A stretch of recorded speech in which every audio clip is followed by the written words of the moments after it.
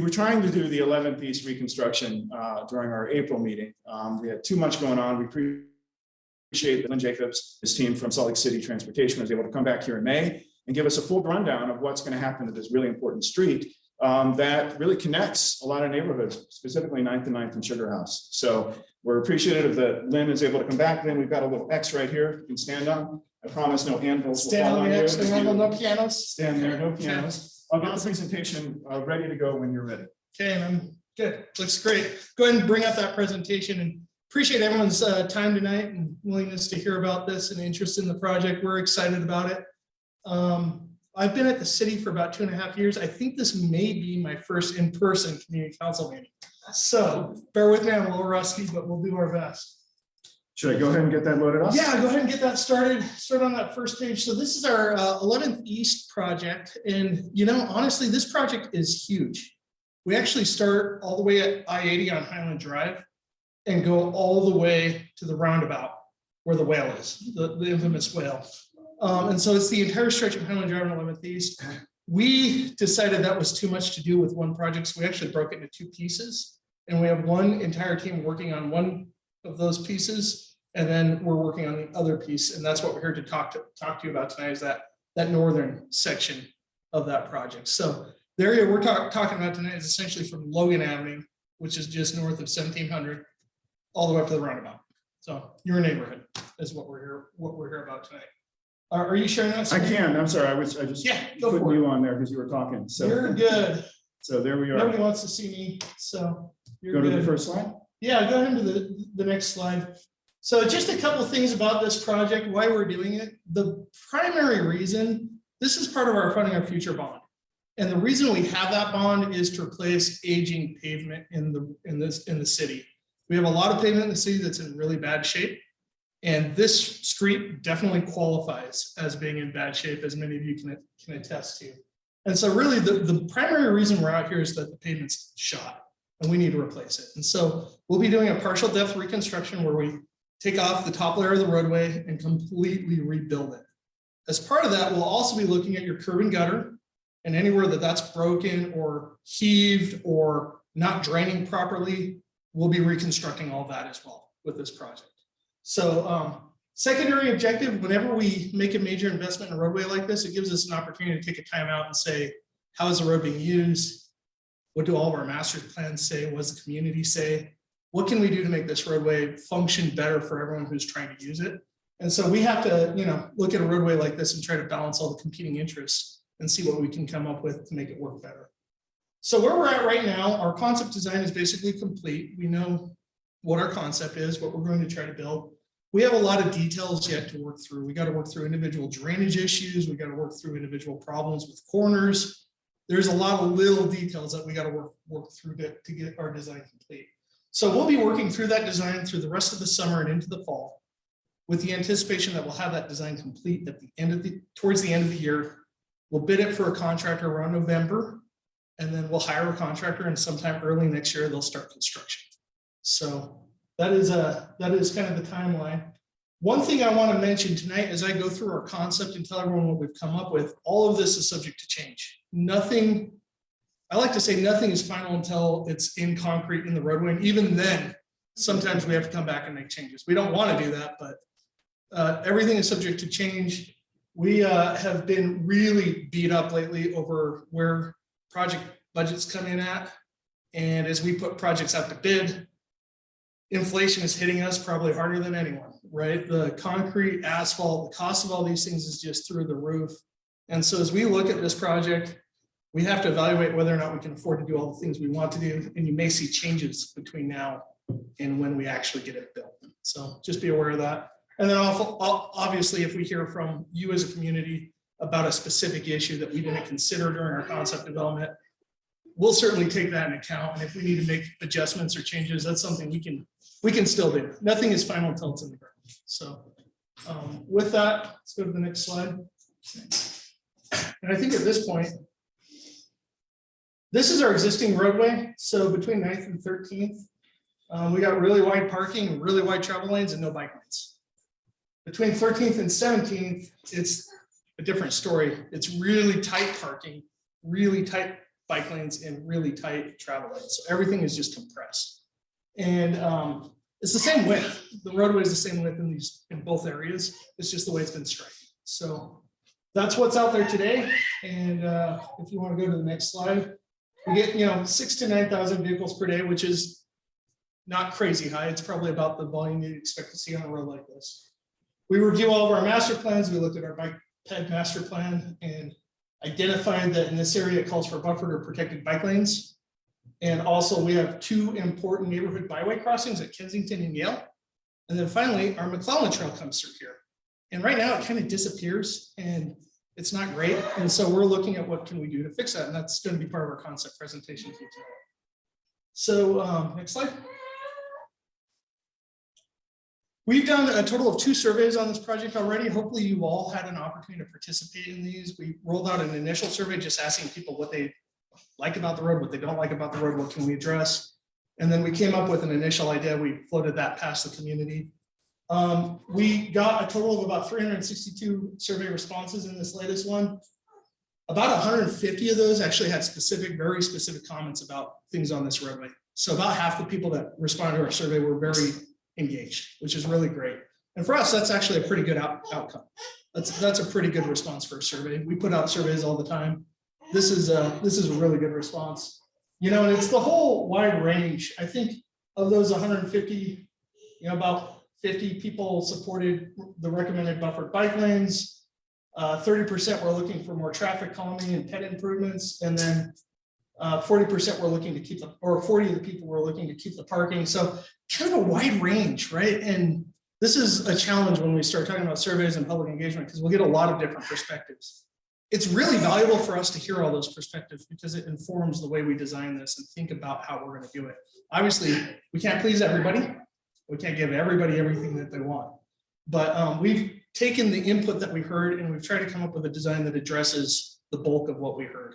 So hopefully that makes sense tonight. About 70% of those people live in the area, which is really great too. That we're getting most people that took the survey actually live here and care about it. So that was really great. Next slide. So common themes we heard, traffic calming is really important for people. We're seeing speeds, right? High speeds on this roadway. This is not unique to the city. Everywhere, anytime I'm in any meeting, speeds come up. And it's something that we are definitely very concerned about. I think you guys have all seen recently that City Council adopted a change to go to 20 miles per hour. And so that's exciting. But it's not enough just to change the number on the sign. We actually, with a road like this, we try to figure out what can we do to design the road differently so that people drive slower on it. And that is the most effective way to get people to slow down, is to modify the design of the roadway a little bit. And so tonight I'm going to present a number of things that we've already got in the plans and in the works to do that will accomplish that. There are some other things that we're still evaluating, but we'll share that with you as well. We heard a lot from people about issues with just the crown of the road, curb and gutter, drainage. Yeah, absolutely. There are a lot of problems out there with curb and gutter. It's in really bad shape. As we've been doing our surveys to figure out what we're going to replace and remove, it's a lot. There's a lot of curb and gutter that's really beat up. We also heard a lot of concerns about parking, both about how it's really busy. There's a lot of people parking on this corridor. There's apartments where people are parking. The flip side of that, we heard a lot of concerns from a lot of people about parking near intersections, and how that's blocking the ability of people to see traffic as they're trying to pull out on 11th East. So that was a huge aha moment for us, that this is a big issue for this community and something that we want to try to address with our design. So you'll see several of our elements are trying to address that as we look through this. I'll grab to the next slide. Studies like this actually go out and collect a lot of parking data. We went out on this corridor on multiple days, multiple times, and we actually counted how many people were parked on every block face in every location and try to figure out what's going on this roadway. We also do a really detailed evaluation of how much parking is available on both sides of the roadway. And that's constrained by fire hydrants. You can't park near fire hydrants, constrained by driveways, by intersections, by crosswalks. And so, interestingly enough, a number of parking stalls that's available on either side of the street is a little bit different depending on where you are based on those things, whether it's driveways or whatnot. We also saw a lot of parking demand. That's absolutely in line with what we heard from the community. And there's a lot of people that park on street on this roadway. It's absolutely 100% true. At the peak of that parking, the busiest area that we saw was actually between Harrison and 13th South, right there, kind of just south of the market. There's that area right in there, kind of between the crosswalk for Emerson Elementary School. And that area is really, really busy for parking. We saw that was consistently very full, and at the peak, it's really packed full. Outside of that area, individual block faces, we saw areas where it's full, but then the next block it's not, and so you get this kind of spotty thing going on. So our concept design that we've developed should be able to fully accommodate the demand we saw out there at the peak. So we went out and counted all those people, and we should be able to accommodate that. But I'm not going to blow smoke or make it sound great. Parking is going to be harder to find than it was when we're done. It just will. You should be able to find an on-street parking stall within a block of where you are, but it's not going to be like exactly where you want it to be all the time. And it definitely will be a challenge and something that will take some getting used to. So definitely be aware of that. The third thing that we evaluate is whether or not people have off-street parking. So we looked at individual properties and said, hey, do you have a driveway? Do you have a garage? Do you have some?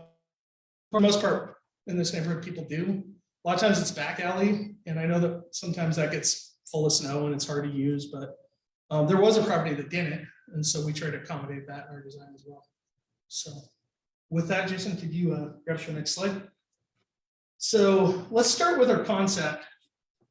This is the general, as we roll through, we're going to start at the north end and we're going to work our way south. So this is 900 South to Yale Avenue. So essentially up from the roundabout, just down a little bit.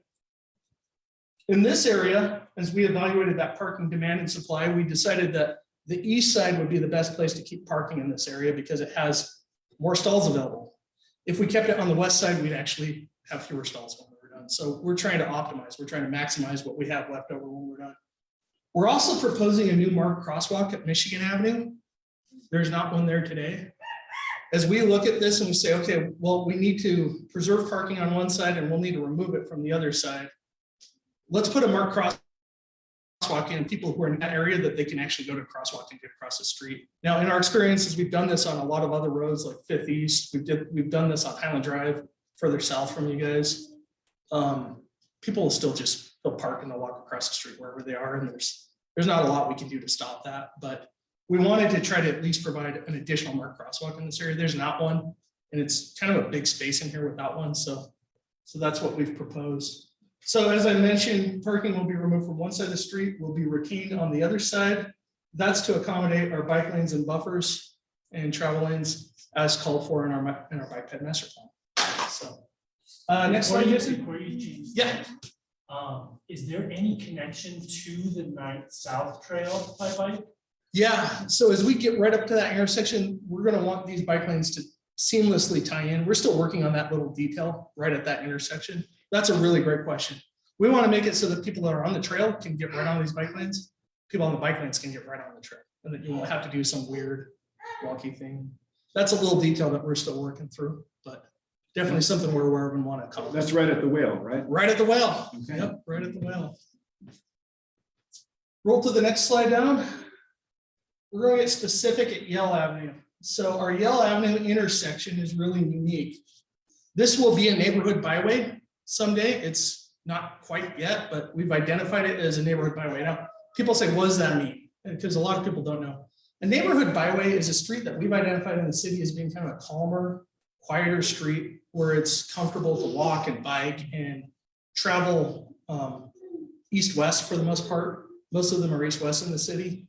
And the streets are already that way. And so we don't really need to do a whole lot to change the streets to make them more comfortable. Yale Avenue is not a high pressure street. It's not a scary street to walk down or ride a bike down. But the problem with these neighborhood byways is you approach an intersection like 11th East, then it becomes a huge obstacle. And so as we look at this, we want to make that intersection really friendly for people. And what we've been doing throughout the city, whenever we have a neighborhood byway crossing at a major intersection like this, we do curb extensions where we actually take the curb and push it out into the roadway. And we put in bike ramps and we put in flashing beacons that tell people, hey, this is a crosswalk. If someone's walking in the area, they hit that button, they can get across, or if they're riding their bike, they can ride their bike up there, hit the button, and get across. We've done this successfully all over the city. We've got several examples we could show you. This is it serves a lot of purposes. For us, one of the big purposes is the future neighborhood byway, makes it work. More importantly, what we heard from the community is this desire to slow traffic. And putting these curb extensions in and narrowing the actual physical piece of the roadway also does that. It creates this kind of choke point where people slow down a little bit. As we go up and down this corridor, you're going to see we're doing this at a lot of places. And so the idea is to create this kind of calmer, slower roadway. The other thing that's really interesting at Yale Avenue is to the south of here, the parking actually flips. If we retain parking on the west side of the road, we get to keep more parking than if we kept it on the east side of the road. And so we're going to actually flip the side of the road that the traffic is on, and through the intersection, there will be a little bit of a jog for the travel lanes. So as you're driving on this roadway, you'll actually have to kind of, we call it a chicane. You'll actually have to kind of move your vehicle to the other side of the roadway a little bit. We designed this at 25 mile per hour design speed. So we're hoping that that'll help slow people down too. As they hit this area and they have to kind of laterally shift, it slows them down. So that was one of the things we wanted to accomplish with this project, and it gave us that opportunity to both optimize our parking, slow traffic down. So that's our Yale Avenue intersection. South of here, it's essentially the same cross section we had to the north, but flipped. Parking will be on the other side of the street.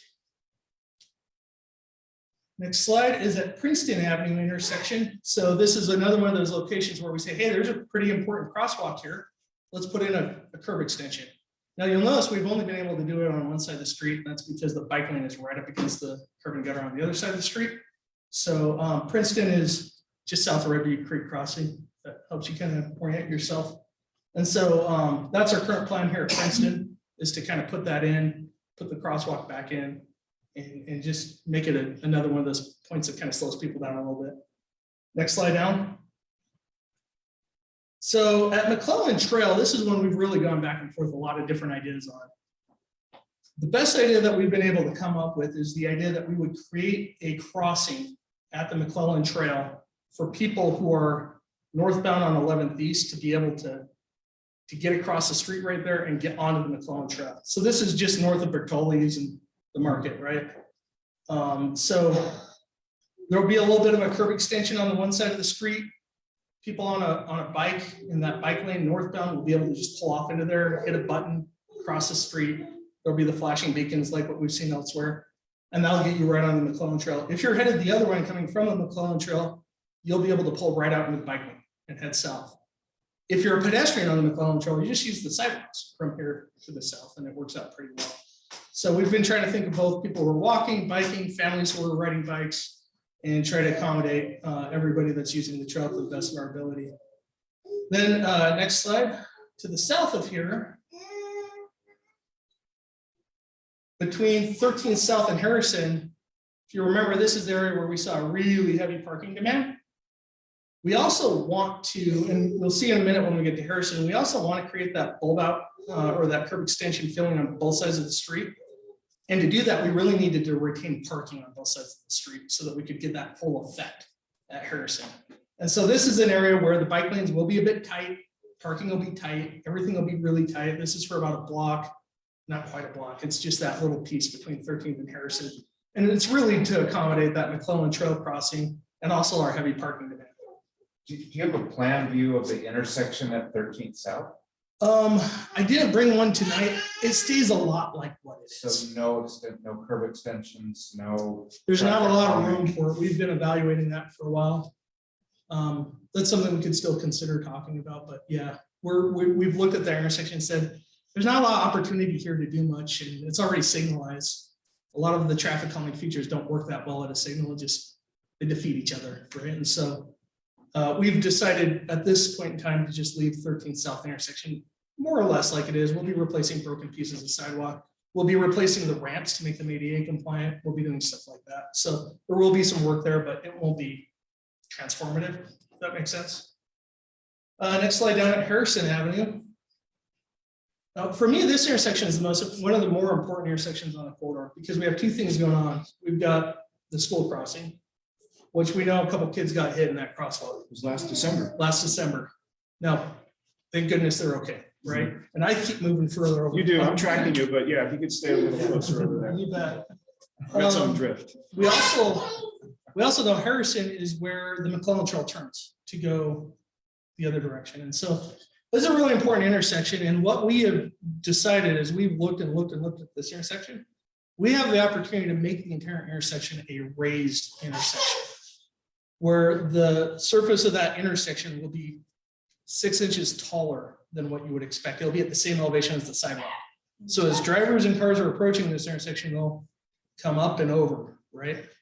And we're still working through a lot of the nuances and designs that I think a lot of people have asked me about raised crosswalks on this roadway, and that's something we're still interested in pursuing. It's just really challenging because a raised crosswalk creates all this drainage issue that we have to deal with.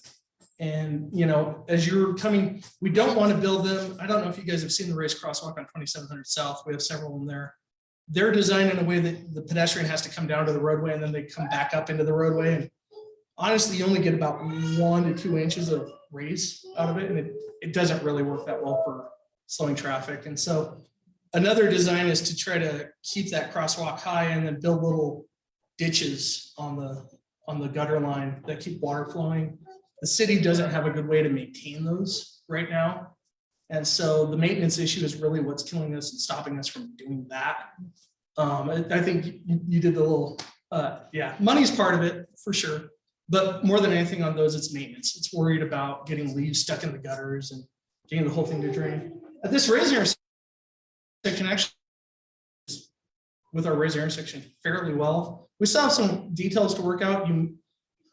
This is not a guarantee, right? This is what we're hoping to accomplish. And so at this point in time, we're pushing forward to get a raised intersection at this. And we don't really have any in the city. This will be kind of a first. So we're excited about that. And it's a really great opportunity to do it. And for us, it's the combination of the trail users, the kids going to school. I mean, there's so much going on at this intersection. It really is a great opportunity for us to do something special. So that's what we're looking to do at this intersection.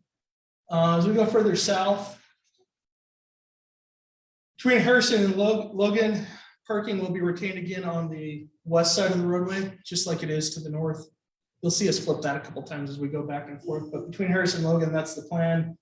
This is very similar to what you saw further north. You want to hit the next slide down.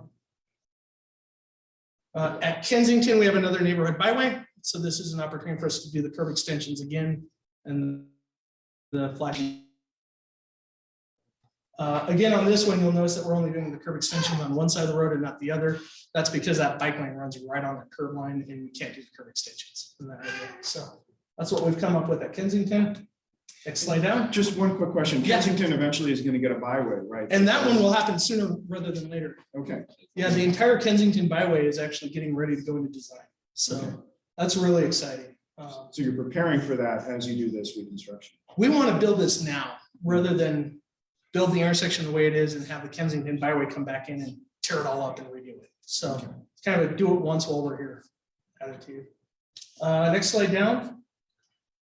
At Bryan Avenue, we're proposing curb extensions again. This was actually part of another project that we've been working on to improve traffic calming around the McClellan Trail.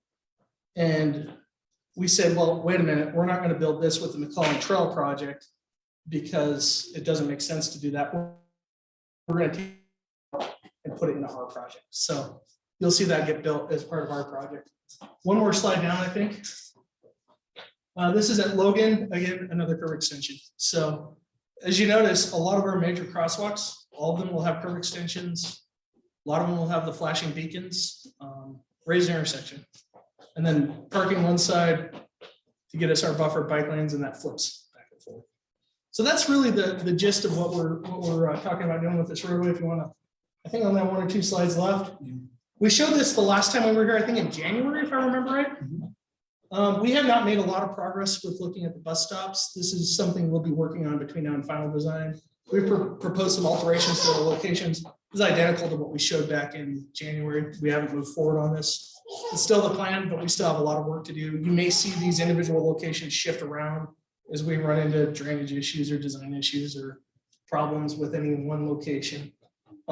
Generally, what you're going to see on this corridor is that there will be now they're spaced really close together, and that actually isn't great for the bus because they'll skip a stop if nobody's there, but it makes it really unreliable because they might have to stop at all of them, or they might have to stop at 3 of them. So as a city, you'll see with a lot of our bus routes, we're actually consolidating bus stops. We're getting them spaced a little bit more appropriately so that the transit riders can still get to them reasonably, but also it just helps with our bus operations, helps them go faster, be more reliable, more useful for people. So that's generally, we're doing that all over the city, and this is no exception to that. I think we have one more slide. So we're still open to lots of feedback. I think our mantra is always, we never stop hearing from you, and anytime you want to talk to us, please do reach out to us. We'd love to hear your input. I think the next time that we'll be at this meeting will probably be around fall or early winter when we're nearing the completion of our design and we have all of the details worked out. We'll be back here sharing with you all those little details. But in the meantime, if you have questions or concerns or comments, please reach out to us. Over the next couple of weeks, we're going to be working, well, months, honestly, we're going to be working really hard to get the word out. Leah Smith is here with me. She's from engineering. Yeah. She's our civic engaging lead Yeah. at engineering. Leah, do you want to say anything Can about I that? like Debbie down a little Yeah, come on bit? up. Hi, yeah, my name is Leah Let's get over Smith. this one. Can you stand right there? I work in the engineering department at Salt Lake City. I assist with all the outreach. So yeah, what Lynn said, we are doing our best to receive comments and implement them as best we can. While we are doing our best to obviously listen to our residents and our citizens, we obviously want this design to move forward in a timely fashion. So we would like to accept your comments. We cannot implement them all, especially because we want to stay in budget. So yeah, you aren't gonna hear from us for a little bit. We're gonna finalize the design, put pretty bows on everything. And then the next thing you'll hear from us will be for construction updates. We're gonna hopefully start in 2023. We'll come back to you when we have a contractor on board, and then we'll come back with timeline. And that's when we get to talk about fun things like construction impact and what you're gonna see when we're out on the ground. But yeah, Lynn is a great contact if you have any questions about the design. If you have questions about construction, I have cards on me as well. But we're really excited about this project. Excellent. Question. I think you said in your initial slide, Lynn, but is it just a 1-year construction process? That is still the plan. Can you scoot this way a little bit? Sorry. That is still the plan, 1-year construction. So the question for those online, is it still a 1-year construction process? That is still what we're planning on doing. As I mentioned earlier, this is a huge project. I think right now we're actually planning on hiring 2 different contractors to build it because it's just so big. We know that even the best contractors out there can only do so much in a month. And we've looked at the size and scale of these 2 projects and said, this might be too much for one contractor to take on. Now, obviously that creates all sorts of fun when they interact with each other where the 2 projects meet, but that's currently the plan. And that is what we hope will keep us on task. Now, it's really important that we actually do this in 1 year because in 2024, the following year, we're going to be reconstructing 13th East in Sugar House from 2100 South to the south. So we did 2100 South North. Now we're coming back and we're doing south of 21st South. So bear with us. Yeah. And then the following year, we're going to be reconstructing 21st South in Sugar House. And so we can't let this one slip because it has a huge domino effect on these other projects. We really got to stick on schedule. Now, that said, you may see what we call punch list items the following year where we have little irrigation problems we got to fix or little details that they got to work out. But the bulk of the work should be done in that 1 year. Yeah. I'm curious, because I've lived in other cities. Why are our crosswalks only on one side, like Yale and 11? It's on the south side. Yeah.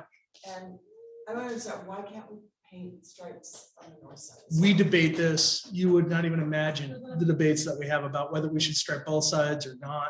Do you want to go back to Yale? So as a pedestrian, Yeah. you technically need to go south. Yeah, well, I think the perspective is that in the city, our code is that if there is a curb cut, you have the legal right as a pedestrian to be crossing there, and everyone is supposed to yield to you. Supposed to is the hard part of that. I think we got Yale. So we have that argument all the time. At Yale, we're actually going to end up with crosswalks on both sides.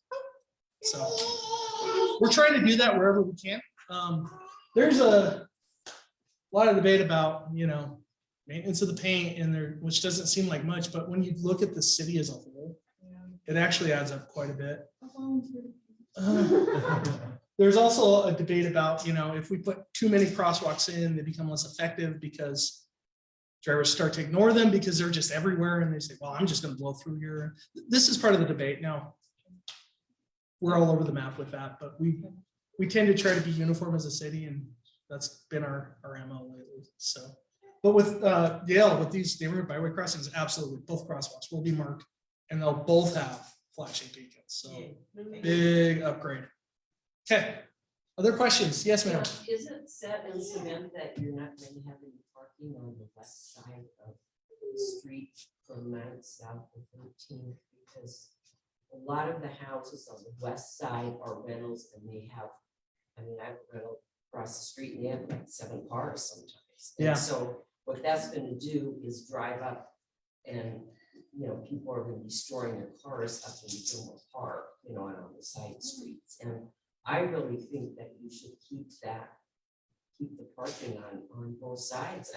All these people are going to be having to park on the west side and getting out of their cars and crossing with groceries and kids all over the time. Yeah. I don't think that's a good idea for, people having to cross the street with their possessions and whatever all of the time. I just don't think that's it. And then especially down at the corner where Hub and Spoke is, I don't know if you've gone there, on Saturdays or Sunday mornings. It's the cars are just jammed up in the side streets. Yeah. And You're not wrong. And I think there are a lot of people that actually share your perspective. There are a lot of people that share the opposite perspective that, no, we should even be putting protected bike lanes in, and that would force us to remove all of the parking on the street and force everyone to the side streets. We've tried to find a balance in there. So that's the design that you've seen tonight, is that balance that we've tried to strike between meeting the needs of people who are walking, biking, driving, parking, taking transit. We're trying to balance all of these things out. And through our analysis, we've looked at it and said, absolutely, as we take parking away from one side of the street, those people are going to shift to the other side. It will make it harder to find parking, but there is enough space for everybody based on our analysis. And occasionally we will see people parking on side streets, and that's just part of living in a city. We're really fortunate here in Salt Lake City that we have so much free parking already. And in this case, we need to sacrifice some of it to rebalance the way the street functions. So I think that the residents who live there every single day and load their cars 2 or 3 times a day should take precedence over cyclists. That's just my opinion, because we have to live there every day. well, and I think about 70% of our survey respondents live in this area or on this corridor. And we saw about half and half, right? So I think there's both perspectives out there. And I totally respect both of those opinions. The design we've come up with is based on that analysis and also on our master plans and all the planning and guidance that we've got as a city. What is the right thing to do with this road? That's what we've come up with. We've done this on other streets, 5th East, right out here. You'll notice there's no parking on one side of the street for pretty much the whole length for a lot of it. Highland Drive in the Highland Park neighborhood, we did this a couple of years ago, and it's not easy. It's hard. It's a sacrifice. It's a huge challenge, and you're not wrong. But people tend to adapt to it, and they get used to it, and it's frustrating. Most of these properties, well, all the properties except for one, have off-street parking of some sort. That one property, the parking actually does stay on that side by luck, right? There's so much parking. It's one of those places where there's more parking on the side of the street where that one property is than on the other. And so it worked out, right? Everybody should have a parking spot or 2 or 3. It does take some getting used to. It's definitely a shift in your behavior, and that's hard. Change is difficult. But looking at this roadway, it's really what we need to do with this roadway. You had a question, comment? I have 2 questions. Is this asphalt? Yes, asphalt. Okay. We may do some special treatments at crosswalks with concrete to make them pop. That's something, if we can fit in budget, that's what we'll try to do.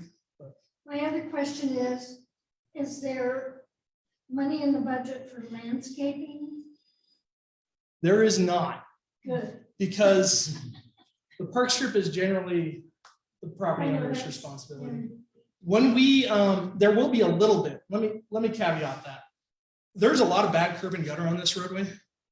When we go out and we pull out that old curb and gutter and we set forms to pour a new curb and gutter, we will disrupt the landscaping behind that curb and gutter. And the contractor will be responsible to restore it to like condition. So essentially whatever is out there, that's what you're gonna back in. And it's just in the places where we've disturbed it because we had to take care of curb and gutter issues or things like that. Well, the reason I bring this up, Yeah, and I keep doing this, is on 9th South years ago, they did that whole redo between 9th East and 7th East, I guess. Big parking strips there. They put down sod, they planted trees. And if you go back now and see the condition of that landscaping, the trees didn't last 2 years and it's just a mess. I will caveat to the south of here in the Sugar House Central Business District on Highland Drive and 11th East, we will be replacing landscape with that project.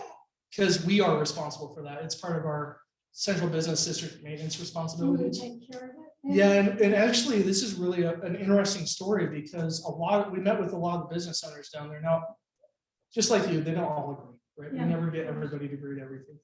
But the bulk of people that we heard from actually want us to move to more water-wise type landscaping in the Central Business District area. And so as we are replacing landscaping down in that neck of the woods, you're gonna see a lot less grass and a lot more water-wise type landscaping. Okay. So that's happening. We'll probably have a very similar bent when we do 21st South in a couple of years. So that project we're at initial stages of that one. So if you guys have opinions about 21st South, yeah, we don't want to do that. But I get it. Yeah, Okay. great comment. Any other questions? Jason, did I run over? Yes, sir.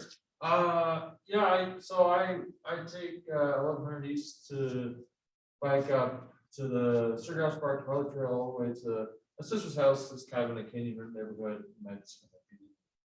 I appreciate the bike lanes in lieu of side parking, just because there's numerous stretches where you're biking along, and all it takes is just a driver car door to kind of knock you out. And it does kind of create a less safe, more hostile environment for cyclists. So I appreciate the bike lanes there. Also, I support crosswalks on north side, south side, east side, west side, usually. And I have a hunch that if traffic needs to slow at those crosswalks, I bet you that the adjacent parking will be more utilized. So you won't see this kind of condensed parking in one area, because people aren't going 35 right across, past parking, they'll be going 20, 25, and see the parking available. Maybe walk the extra 30, 40 feet, but that parking will be more utilized. Lastly, I love the raised sidewalks. I encourage it to happen and the commitment for it, because I know that like on 500 East, the raised sidewalks ended up being lowered, and 900 South, when there's remodeled, the raised sidewalks and the pedestrian islands, I think, were shaped down. So the more commitment, the better. I love it. It's all great. So We always have to struggle between these maintenance and cost, the real world hits us and we go, oh, I wanted to do that, There are a couple things that you made me think of that I didn't mention. One of the things we heard really strongly from this community was that concern about parking near the intersections and how that blocks people's sight. These bulb outs and curb extensions should really help with that, because it will make it so that people can no longer park right at the intersection. They'll have to come at least a few feet away and give us that sight distance. And then, essentially it also moves it so that that conflict point between you and cross street traffic is further out in the intersection. So you can get out there, see what feels safe, see what's going on. Hopefully that really helps with that safety concern. The other thing I forgot to mention, a lot of people ask me, hey, why are we only doing bike lanes for a couple blocks or for the length of this project? This project will complete bike lanes from all the way near 33rd South in Mill Creek to the roundabout, which is a really long stretch. And so our Highland Drive project now, it won't be bike lanes everywhere, but there will be a bike facility for the entire length of that. So Mill Creek's new village and their new development that they're doing, that will now be connected to Sugar House for people who walk, bike, take transit, any way that you want to come to and from those two communities, you can get there. So we've coordinated really closely with Mill Creek over the last several years to make sure our plans are aligning and that we're doing things together, and we're just making sure that it makes sense. And so this is not just a couple blocks, this is miles that we're connecting, which is really important. So great. Yeah. Awesome. Well, thank you all for your time. Yeah.